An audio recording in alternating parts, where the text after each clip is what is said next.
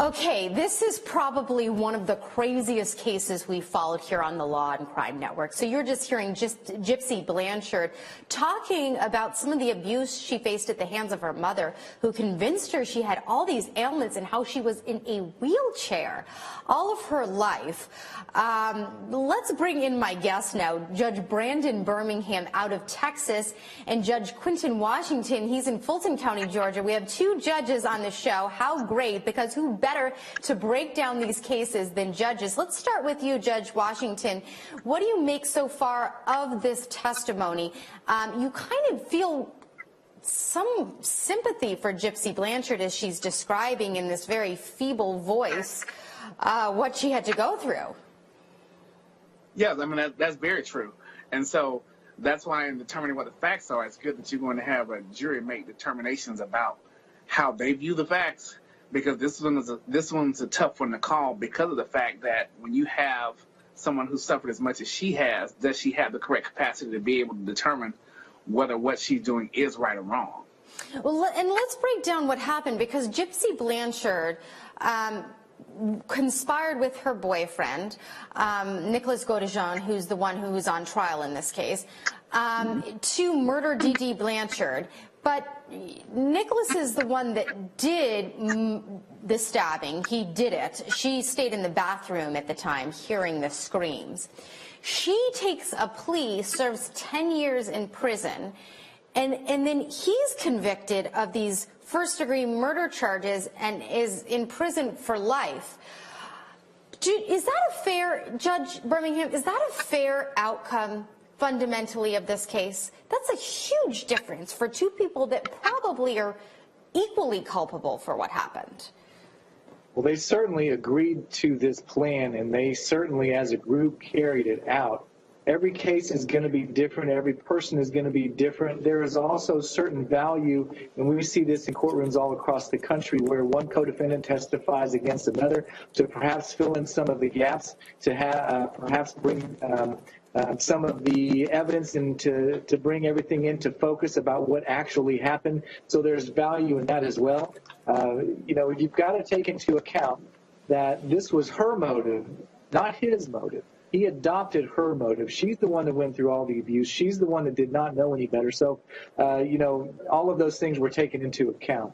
But part of the defenses in the Nicholas Godejean case was that her boyfriend, who she met on this Christian dating site, Nicholas Godejean, he had autism, and he was easily manipulated by Gypsy Blanchard. And Gypsy Blanchard was really the one in charge of what happened.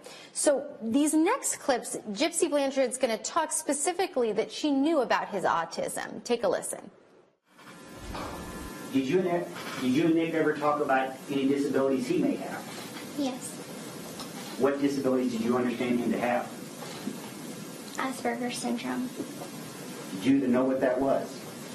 No, sir.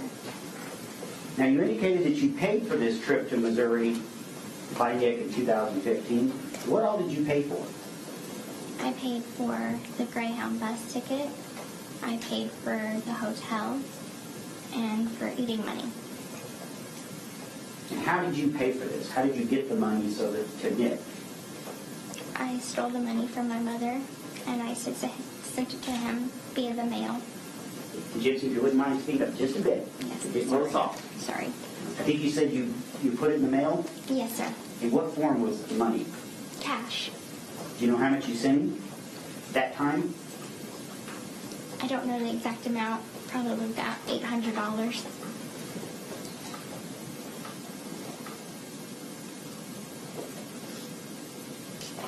And how would you get the money how would you steal the money from your mother? She kept it in a money pouch. What were your feelings for Nick in the spring of 2015? I loved him. Was there a point in this relationship that you considered yourself, that is you and Nick, to be more than just boyfriend and girlfriend? Yes. When was that? We had plans to marry. Any other plans for your future at that point? We plan to have kids. Yes. Did you do anything to prepare for having children with Nick? Yes. What did you do? I stole baby clothes and things for a child. And how would you steal baby clothes? I was in the wheelchair, so I would steal them from Walmart.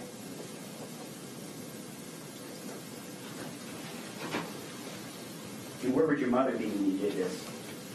She would have been in a different aisle or a different section of the store. And was she aware of any of this? No, sir. At some point, you decided to kill your mother, is that correct? Yes. When was that? Thoughts of it started a year prior to the murder actually happening. Whose idea was it to kill your mother? Mine. Why did you want to kill your mother? Because I wanted to be free of her hold on me. Whose idea was the murder? Mine. Why? I wanted to be free of her hold on me. That's what Gypsy Blanchard just testified to. I want to bring in back the judges who we have via Skype from Texas and Georgia. Take it to you first, Judge Birmingham, because I know you've got to run after this. Does that help the prosecution or the defense, the fact that here she is admitting that the whole thing was her idea, yet she's the one that got off on 10 years, and Nicholas Godejohn is facing life in prison? There is no doubt that this was her motive, and the prosecutors are going to try to, and they did accomplish in their trial, setting out each step along the way, though, when Nick Godejohn was considering his next move. There was those very dramatic text messages between the two of them, Gypsy and Nick, where they were talking about, I'm at the front door, okay, come on in, and let me know when it's going to happen. And then you've got to also consider this free-thinking Nick Godejohn and Gypsy, when they were done doing what they did, they believe they had intercourse that night, then they were traveling. They went to a motel, they had all this cash, and they were just having a party. I mean, those are the types of things that don't really mesh with the idea that Nick Godejohn was somebody who was easily manipulated. Well, let's take it to the other judge.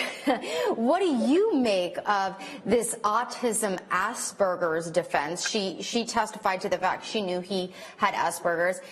Could it possibly mitigate any of what he did? Well, they're definitely going to try to argue that. The reason why they're soliciting all those facts from her is so that ultimately the defense can get up there and say it wasn't him, it was her. Right. Because he didn't know what he was doing.